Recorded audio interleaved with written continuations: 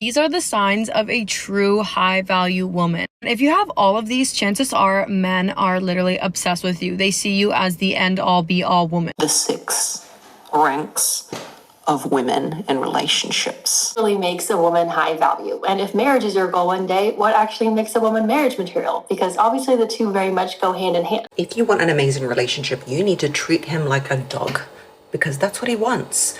We pamper our men because we want to be like the pussycat. That's what women are. He wants to be appreciated for doing. The happiest dogs are the ones that work on a farm, work a hard day, and then they get appreciated and belly rubs. Let's talk about characteristics of a high quality woman. Let's talk about becoming a high value woman. Number 1, girl, you gotta get your body right. Let's make him obsessed with you. Every day for the next 10 days, I'm gonna post one video on how to make him obsessed with you. This is out of a place of self-worth, of having high standards, high boundaries, of being a high value woman. Okay, so lately I've been seeing the concept of high value women or high value dating literally everywhere. And I'm gonna be honest, at first I was like, what the actual hell is a high value woman? Because anyone who introduces themselves as such would have me sprinting right for the exit, if you know what I mean. But the videos kept popping up again and again for me until eventually I fell down this crazy rabbit hole.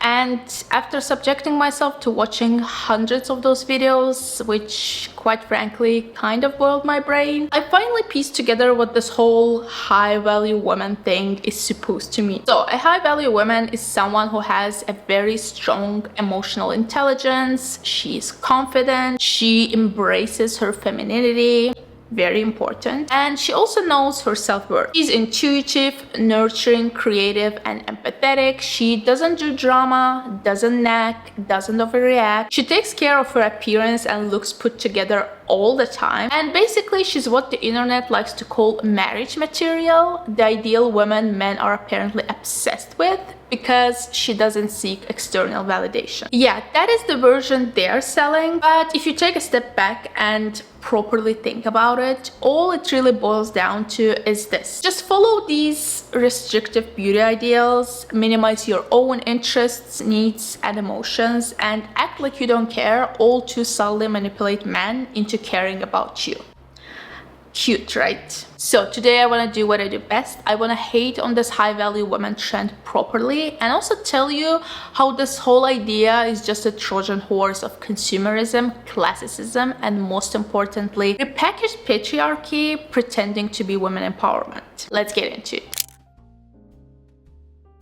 Okay, so the whole idea of measuring value in relationships isn't something new, and gendered relationship advice has existed and has been discussed for decades. And a quick look at self-help books from the late 90s and early 2000s proves that. Books like The Rules, time-tested secrets for capturing the heart of Mr. Right. The Rules, time-tested secrets for making your marriage work, which by the way is hilarious because I'm pretty sure one of the authors ended up divorcing her husband. Or Why Men Love Bitches. All of them will offer advice eerily similar to what we see on TikTok today. That being said, the current high-value woman, so the one plastered all over TikTok, was actually invented in response to the high-value man. For anyone who doesn't know, the term high value is a classic buzzword in the red pill community, and if you're lucky enough to not know what that is, I'm genuinely jealous, by the way. The red pill community believes that society has lied to men about relationships and gender roles, and that taking the red pill means waking up to the real truth. That women are hypergamous, meaning that they only date up, that feminism has ruined traditional values, and that men must reclaim dominance through self-improvement, stoicism, and control. Hey, it's a pleasure to meet you. Oh, sorry, that's my left hand. My watch has a mind of its own sometimes. 4 figures, by the way. Before we even get started, I want to educate you on something for a minute here. You know, most women rarely get the chance to even speak to a man of my value, let alone having a high value man like me even show interest in them. Yeah, no, it's true. A recent study actually just found that you as a woman are more likely to get struck by lightning than encounter a high value man. And the chances go even lower in having that high value man, me, be even interested in you. So, now that we've established that, I'll let you become one of my wives. That'll definitely be your greatest accomplishment. But first, how old are you? 21, 20, 18? Just turned 18? Yes! How old am I? Wait, that doesn't matter. That really doesn't matter. The correct question you should be asking is, how much money do you have? And trust me, baby girl, it's a lot. Enough to give you financial freedom for the rest of your life. If you play your cards right with me. So be careful with your words. Anyways, what's your body count? You don't want to answer that. Come on, just tell me. You can tell me. It's 0, isn't it? 0? 3? You're a hoe, aren't you? Yeah, you are. I know you are. You like to get around. Yeah, unfortunately, I can't let you be one of my wives because of that. There's actually a minimum 0-figure body count requirement in order to even qualify for that. So you can try your luck with another low to mid value guy. Red pill creators like Kevin Samuels and Andrew Tate and others push a hierarchical, transactional worldview of relationships in which a high-value man is wealthy, fit, emotionally controlled, dominant, sexually desired, and socially respected, and a high-value woman is feminine, submissive, emotionally regulated, loyal, youthful, beautiful, pure, and non-promiscuous, of course. And we will definitely circle back to this many times throughout this video, but right now I just want to flag one key thing, that this whole high-value woman concept did not originate as a feminist or empowering term. It was literally built to complement the high-value man archetype. Okay, but aside from just looking at where this whole high-value woman concept came from, I also want to zoom out and explore how women's choices, ideals, and aesthetics evolved over the past couple of decades and how we essentially ended up on this specific trajectory. So let's discuss what I like to call girl boss to that girl to high-value women pipeline. For many women, the early 2010s are marked as the girl boss era. Women were entering the corporate world in large numbers, brands and media were pushing messages of female empowerment, and lenient feminism was taking off, which was all about women actively pursuing leadership roles and challenging societal expectations about their careers and personal lives. Another major cultural blueprint of the time was, of course, Sofia Amoruso's girl boss. Amoruso, the founder of the fast fashion retailer Nasty Gal, became a symbol of the girl boss movement, which was never really about dismantling the disproportional power acquired by men under patriarchy or questioning capitalism. It was more about letting women participate in those same systems, if that makes sense. Essentially, women were told that they could do anything men could do, but better dressed and with a full face of makeup at 6 a.m. It's an absolute honor to be here today in full fucking glam at 8 a.m. on a Thursday morning.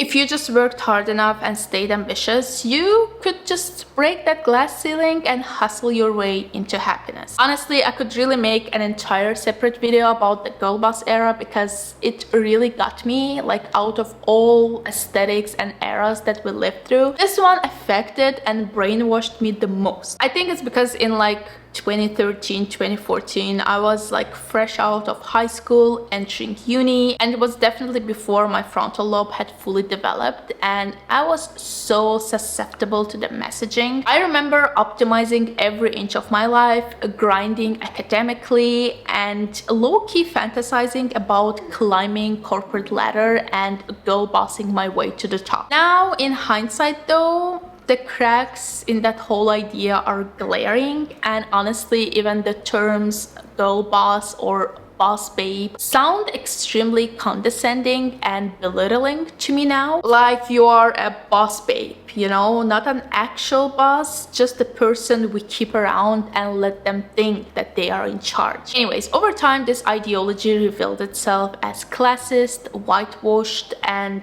burnout inducing, which it definitely was. And a lot of women, myself included, eventually realized that the corporate world wasn't built for them, or at the very least that it wasn't their dream job. Climbing the ladder often meant just mimicking the same toxic dynamics and wasting your life building someone else's empire. I don't want to be a corporate girly. I don't want to climb the ladder. I don't want to be a boss babe. I don't want to do any of that. I don't want to be the breadwinner. I do not want to do that. You know what I want to do? I want to be home. I want to be cooking in the kitchen. I want to be cleaning. I want to be shopping. I want to be making brownies. I want to be cooking dinner, making homemade meals every night, almost every night. I want to do all the things. I want to welcome my future husband home from work with a big bear hug and a, hey, you ready for dinner? Dinner's on the table. I want to watch movies with him every night. I want to send him off to work in the morning with some nice, freshly baked muffins. I don't want a 9-to-5. I don't want a job. I don't want to work from home. No, it's not for me. I don't want it. It's not, I reject that. My future husband's gonna be the breadwinner. He's going to bring in the dough. So today, girl boss is a pejorative term, I would say, and it is also mostly just a meme like girl boss, gatekeep, gaslight. But the thing is, when hustle culture started to feel toxic and hollow, we needed something else to latch onto, something a little bit softer. Enter that girl. No more late nights at the office, no more corporate stress. Now it was 5 a.m. routines, green juice, Pilates, meditation, and a 10-step skincare. That girl emerged during the pandemic when chaos and uncertainty led many to seek control through personal routine. Plus, there was this huge push to use the time in quarantine productively and to come out of the lockdown as some upgraded, optimized version of yourself. Of course, this coincided with the explosion of TikTok, which made aspirational lifestyle content go viral. Now, I would say that that girl trend fizzled out, but I'm not completely sure that it did, because I still to this day see TikToks or YouTube thumbnails with some sort of that girl vibe plastered all over them. But it is definitely losing steam and people are getting sick of this trend. I mean, they are definitely rolling their eyes every time they see yet another unemployed girly filming herself, making coffee, hitting Pilates class, journaling, and running errands. That girl fatigue, in my opinion, mostly comes from the fact that it just seems like a prettier, more feminine repackaging of hustle/grind culture. It is definitely still unattainable for a lot of people, and just like the girl boss, it is still individualistic and class coded, because this excessive morning routines, they're only possible with money, time, and mental energy. I mean, even during the pandemic, while some people were leveling up, others were grieving, providing essential care, or just trying to survive, you know. And fast forward to now, we have our high value woman. She's not loud, she's not reactive, she's always composed, radiant, well-groomed, and above all, desirable, but never desperate. And before I go off on a rant critiquing the absolute crap out of this high value woman concept, right? I thought it is worth unpacking why this idea is so attractive to so many women. First of all, we are witnessing a noticeable shift to the right, the rise of conservatism, and a cultural return to traditional gender roles. I mean, trends like tradwife is just one example of it. Add to that the economic chaos of the past few years, and it is no wonder so many women are craving stability. Many are also tired of the emotional toll of having it all. Some are also completely burnt out after having gone through their girl boss era, and I feel like the high value women lifestyle just promises them that peace, safety, and protection. And those are all valid and important reasons, but I feel like the biggest driver behind the rise of high value women is definitely dating burnout. Let's unpack. Okay, so this might be the only section of this video where I can actually extend my sympathy, because I know that dating right now is a nightmare. I mean, I have a couple of girlfriends who are single and they're desperately trying and failing and trying to connect with someone, and I know you girls are in the trenches. Like, it is really, really bad out there. First of all, I think we're definitely experiencing the death of romance and true love. Like, think about it. Once upon a time, love was idealized. We grew up with stories of soulmates, the one, the person that is meant just for you.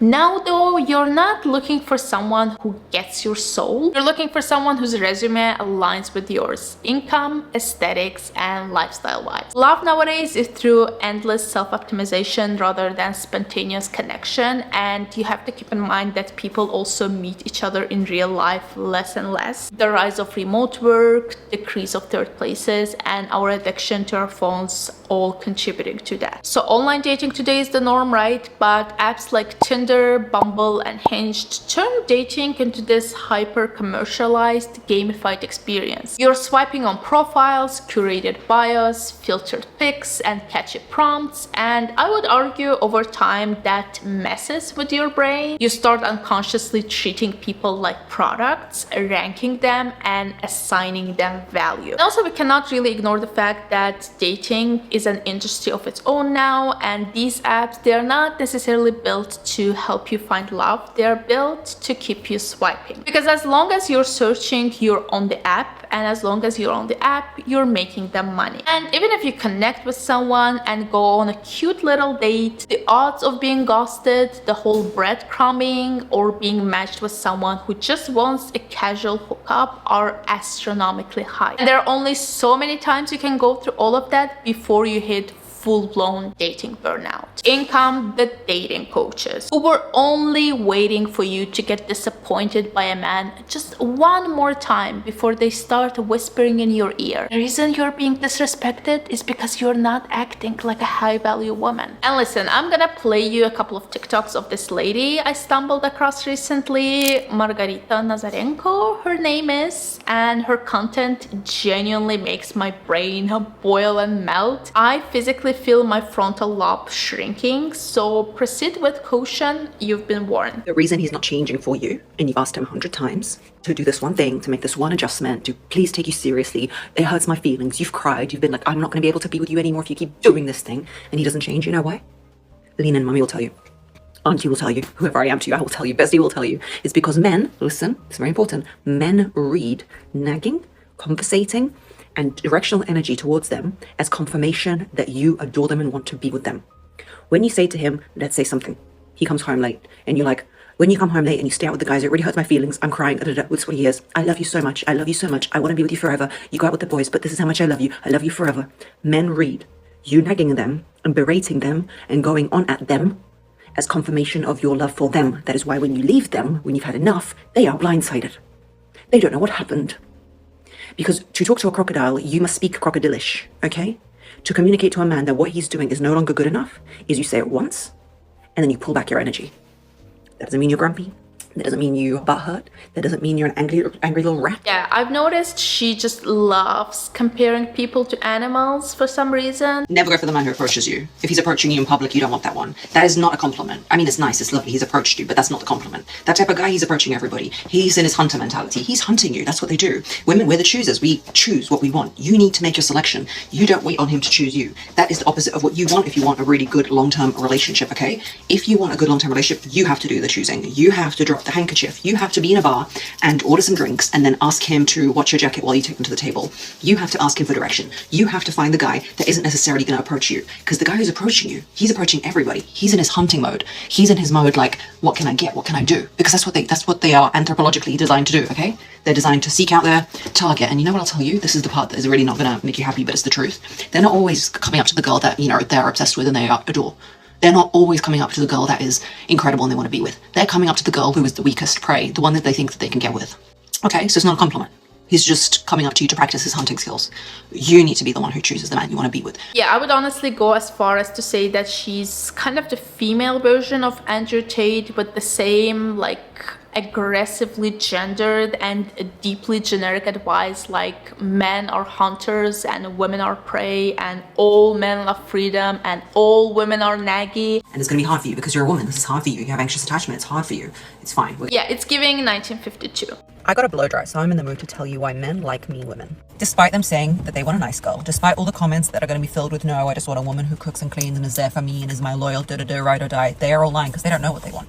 They don't know what they want. They eventually want that, as in like a life partner who's going to be there for them and with them. But what they really want is a woman who is mean to them. Why? Why do you think men play video games? Why do you think they do sport where they have to achieve and score a goal or climb mountains? Or they do that thing, they climb into caves and the holes and they get stuck? It's all men who do this shit, okay? You know why they do it? And why they like a mean woman or a woman that, you know, will tell them straight and it's hard to impress? Because then when you achieve with her, when she actually sees you for having achieved something, you feel like you won. They have a competitive drive. They want to win something. If they can just see you like, oh my God, you're amazing. Everything you do is amazing. You just farted and it's amazing. They don't want that. There's no competition in that. The fact that when she can be a little bit mean, but then when you do the right thing and you impress her, she's like, wow, I see you. Wow, look at that. He actually feels like he won. Oh my God, he impressed her. She's not a doormat. She's not a placeholder. She's not, you know, kissing his ass all the time. He can actually feel like he's achieved something, that her recognition is real. Why do you think he's always up playing his video games? Why do you think he's always doing that shit? Because he feels a level of achievement. The reason he doesn't take out the trash or do things in the house is because it hasn't got a barometer of achievement that he can achieve. I'm not saying just be a random meanie all the time. Well, you could be, it would also work. But, you know, have boundaries, have standards, but also really appreciate him when he does the right thing. Yeah, I mean, we are definitely gonna return to her throughout this video, and it's not because she's like the only one pushing this narrative. There are definitely tons of dating coaches online. She's just the biggest one. I think she has around 1.4 million on TikTok, and her videos get a ton of traction, and the response, like the comment section, is overwhelmingly positive. But you know what all these dating coaches absolutely love doing? They just love shifting the blame inwards for women. Yeah, we have never seen that one before, right? They are obsessed with telling women that you are the problem if you just improve yourself a little bit more. Regulate your emotions, stop nagging, just zip your little mouth. Set boundaries, you will finally attract someone serious, a real man. They give you a problem, right? You're not desirable enough. And then they turn around and sell you the solution for this problem in the form of online courses, for example, like this one, the Dream Girl Marriage Blueprint. You're one step away from becoming his dream girl wife for only 210 American dollars. Or if you want to go all out, the entirely her bundle. Normally valued at $970, it is now available for just $699. Who assigned that value? That's my only question. Anyways, hopefully you see how this online dating coaches definitely prey on women's vulnerability. It is giving MLM vibes low-key, like they're trying to sell you control essentially in this increasingly chaotic dating world.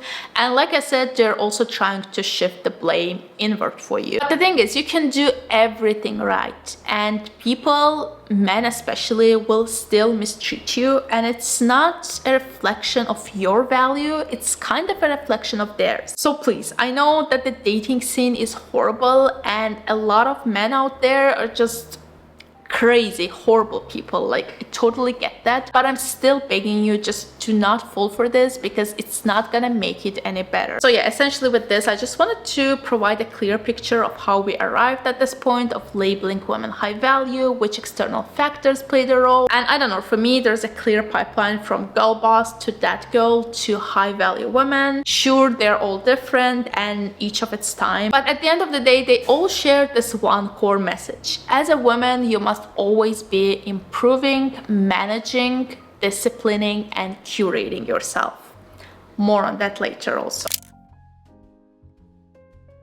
Okay, now we arrived at the part of the video where I will be heavily criticizing the high value woman trend and listing everything wrong with it, how I think all of this is very damaging for women and their long-term romantic relationships, and how I cannot wait for this trend to die, to be absolutely demolished. To be fair, let me just preface this entire conversation by saying that on the surface, a lot of high value women advice seems genuinely good. Like, work on your emotional intelligence, great. High quality woman respects herself. She knows how to say no. She only does things that she wants to do.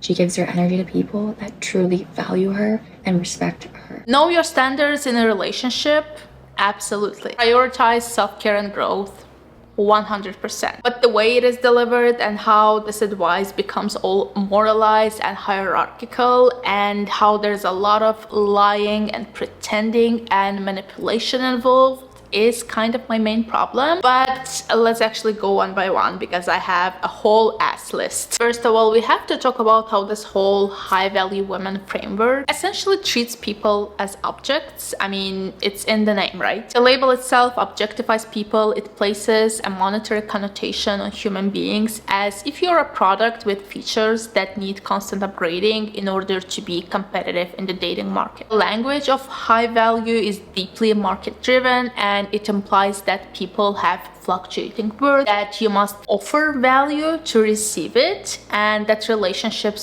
are basically investments or transactions rather than emotional bonds. Also, can I just say that the notion of high value women implies the existence of a low value woman, which is something I will never be able to get on board with. I think it is highly fucked up, especially when it comes to women, as it sets yet another competitive framework. And let's be honest, as women, from the day we are born, we are trained to compare, compete, and constantly measure ourselves against each other. And you have to understand that this is what all these high value women influencers and dating coaches are relying on heavily. Even if the contrast never stated outright, it is always deeply implied, as in a high value woman dresses well and stays polished. Low value women are sloppy. High value women is calm and emotionally regulated. Low value women are loud and messy and dramatic. Even the titles of these videos, so for example, how to be a high value woman or a 10 high value woman habits, are intended to make you pause and think, wait, if I don't do all of these things, if I'm not calm and nurturing with clean princess nails, am I low value? I don't know, guys, maybe it's obvious to you, maybe it's not, but I'll say it anyway, that all human beings, all women intrinsically have value, and that's on period. And these people on TikTok are the last ones on earth that should be allowed to dictate your self-worth. Okay, the next issue I have with this high value dating advice is how it is all about games and lies and manipulation and pretending that you do not care. Let me explain to you something about men, okay? They don't care what you're saying. They really don't care what words are coming out of your mouth, because most of the time they're not even listening. They pay attention and treat you according to the example that you set for them. So how do you treat yourself? How do you respond when they've done something wrong or when they push a boundary? Now, this doesn't mean with your words, because again, like I said, they don't care about what you're saying. He could overstep a boundary and you could be like, oh my gosh, I'm so hurt. Why would you do this? What's wrong with you? I will not tolerate this. If you do this again, we're never getting back together. All he hears is blah, blah, blah, blah, blah. I still like you. Blah, blah, blah, blah, blah. I'll tolerate whatever you do. Blah, blah, blah, blah, blah. I have low standards. That's all he hears, really, because the only way that he's going to really understand that he can't push further or he can't push that boundary is through your actions. Men are hardwired to love the pursuit. So when you are self-obsessed, you are busy living your best life, you're not chasing him. That allows a space for him to chase you, to pursue you, to fulfill that inner desire, that primal inner desire that the masculine energy has. Men are obsessed with things and value the things that they have to work hard to achieve. I actually don't understand what's so difficult. How to remove your energy from a man who's pissed you off when you live in the same house like this. I have to do a role play because you guys have pushed me to this. You've pushed me. Role play. We live in the same house. You're annoying. This is my phone for the sakes and purposes, because we're all on our phone, okay? You're on your phone. What's wrong? Oh, no, nothing. Jessica's just saying something really funny. Oh, I'm going out with the boys. I said I'm going out with the boys. Huh? I'm going out with the boys. Okay, yeah, have fun, have fun. What are you gonna do? I'm just gonna go do a face mask. Have fun. Like that. That's how you remove your energy. Like, you see what I'm talking about? Like, what kind of relationship does this behavior lead you to in the long run? I don't understand. You know what? I actually feel like I have a leg to stand on in this conversation. I have been in a long-term relationship for more than 10 years now. I'm happily married, knock on the wood and all that. And I truly cannot imagine spending every day of my life doing this mental gymnastics of acting unbothered and making him chase you and treating him like a dog. Like I said, Margarita loves comparing people to animals. If you want an amazing relationship, you need to treat him like a dog, because that's what he wants. We pamper our men because we want to be like the pussycat. That's what women are. We want to be pampered and loved and worshipped like an Egyptian cat god. But men, that's not what they want. They want to be appreciated for doing, not loved for being. The happiest dogs are the ones that work on a farm, work a hard day, and then they get appreciated and belly rubs.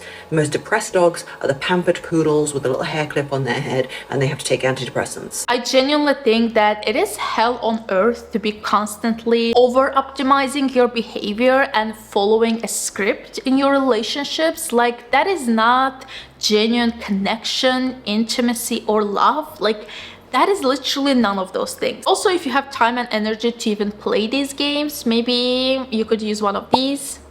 Just saying. You're told not to text first, even if you want to. You're told to pretend to be busy, to curate a lifestyle, to speak in a certain tone, say certain things, to trigger masculine pursuit. And I wonder, when and where does it end? Like, are you gonna continue playing this character that you constructed forever, or will the mask slip one day and the relationship crumble completely just because there was no authentic connection to begin with? Like, I'm baffled, guys. I'm truly are. Also, this whole he should see you as a high value woman, and that is how he will become obsessed with you, and he will chase you, and he will want to go out with you and spend time with you, or whatever crap they're trying to push. Why is the default assumption that men don't want to spend time with women unless we trick them into it? If you want him to take you out on a date but he doesn't, and you want him to do it but you don't want to nag and you don't want to plan it, there is only two reasons why he would take you out on a date. Reason one, you are actually more fun than anything else he's got to do, which in most of your cases is not the case. I'm not trying to offend, it's just that he'd have more fun with his friends or doing the games he wants to play or doing his hobby. It's just the way it is. Also, one more thing I'm thinking about right now is how all of this starts resembling a modern TikTokified version of the trophy wife archetype, right? Like finding a partner just to flaunt, someone that adds to the representation of your own success, a partner that fits the checkbox, someone to impress others. I mean, if it is something that you genuinely want, go for it by all means. But I would argue that most women would rather have true romance and real human connection. Next, we have to talk about the consumerism and capitalism of it all. I mean, obviously, a lot of the advice I've seen on becoming a high-value woman focuses heavily on learning to love yourself first before entering any kind of relationship, which again, in and of itself sounds sensible, though I would argue that you can struggle with self-love, but still be in a healthy and strong relationship where you would be respected and treated well. A lot of people learn how to love themselves through the experience of having a romantic relationship, and there's nothing wrong with that either. See, it is almost like every situation is individual and should be treated separately, as opposed to applying this generic male-female advice to literally everything. Anyways, love yourself first, right? But here comes the but. In order for you to love yourself, in order for you to level up, why don't you order yourself new clothes first? To heal your feminine energy, why don't you buy yourself a $500 lead mask? Or pay for a course that promises the secret code to finally landing the relationship of your dreams? Learned exactly how to become a high value woman from the high value woman formula. Literally the videos inside of the formula like show you everything. When I say this is the most gate kept and most amazing secret, and you can get instant access to the formula that I'm talking about right now by clicking on my little image and just going to my profile. You see how this creates the perfect loop for capitalism, consumerism, and compliance? Yeah, you heard me right, compliance, because high value women are encouraged to look their best constantly, no matter the circumstances, whether you're just visiting your local grocery shop, whether you're postpartum, you're depressed, doesn't matter. You just have to be on point all the fucking time, and not only physically but mentally as well. Avoid drinking alcohol, clubbing, or casually dating around. Do full-on hair care and skincare and fitness routines. Be elegant, classy, and soft-spoken and nurturing. You know, while red pill creators often weaponize high-value women ideal to control and criticize women openly, as in you're not high value if you have a high body count, you're too masculine, etc, etc, right? I feel like women's content often does the same but more subtly, like they dress it under the guise of glow up, elegance, femininity coaching, and emotional regulation. Stop like going out, stop drinking, stop hurting your body, stop hanging out with guys who don't value you, stop sleeping around. As Sissy Pambuli writes in their Substack post, fascism thrives on women's self-doubt. For women, beauty is a project without end. The moment you think you've reached the standard shifts. Thin isn't enough, you must also be toned.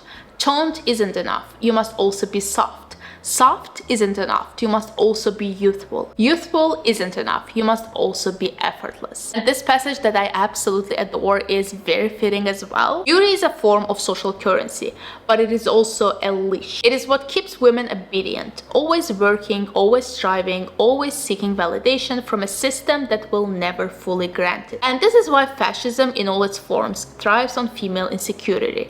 It does not need to police women directly when it has already convinced them to police themselves. Yeah, ultimately, I think that both versions of the high value narrative, male or female, ask women to become complicit in their own oppression. Just what really blows my mind is how many high value women creators out there are actively reinforcing the systems that devalue them. Right, it's getting late, and let's wrap this conversation up by talking about what I think is by far the most insidious part of this whole high value women discourse: the way it co-opts the language of feminism. It uses all the right words like boundaries, self-worth, not settling for anyone, empowerment, but we are not gonna get the two confused, not on my watch, because feminism, or rather intersectional feminism, which by the way is the only kind of feminism we should be entertaining, has something to say about breaking structural barriers, unequal pay, reproductive rights, domestic labor, systemic sexism, while high value women content focuses on self-optimization within those same oppressive structures. Instead of asking why are women still expected to perform emotional labor in a relationship,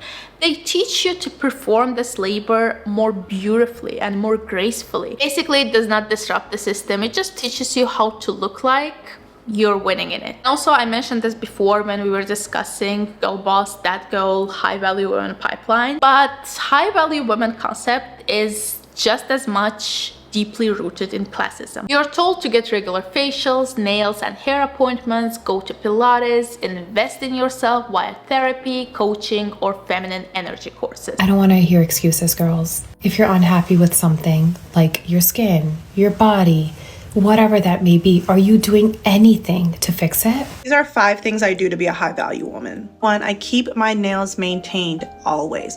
I usually have a really basic manicure like this, almond with a point, put it in neutral by OPI. Sometimes I switch it up with chrome. And self-care is so important to do because it just makes you feel more high value. When you genuinely put work into yourself, whether that be doing hair care, skin care, going to the gym, eating well, you literally feel like $1,000,000. To be seen as high value, women must look and live certain way, and nearly all of those markers come with a hefty price tag. That is why you'll notice high value women content often overlaps with the rise of quiet luxury, old money aesthetics, and other class-coded vibes. And honestly, there's no way in hell you can participate in all of that if you come from a poor background. Yeah, truth is, high-value women creators actively exclude women who are working class, neurodivergent, disabled, mothers, or anyone who is not rich, because this whole topic in general is just white privileged woman shit. I'll tell you that for free. Yeah, to conclude this video, I guess I just have one final thing to say. Just please be careful with this kind of seemingly harmless high-value women advice, as it rarely exists in isolation. Most of the time it is paired with advice on how to attract a high-value man, and it almost always centers male attention and male validation, no matter how loudly it pretends to be about self-love and empowerment. At the end of the day, it is a polished, romanticized form of labor. This idea that women must endlessly refine and regulate themselves to be more desirable in a patriarchal market and ultimately to be chosen. That was it from me for today. Please let me know your thoughts, and like and subscribe and do everything you need to do before you leave, and stay safe, guys. I'll see you in my next one.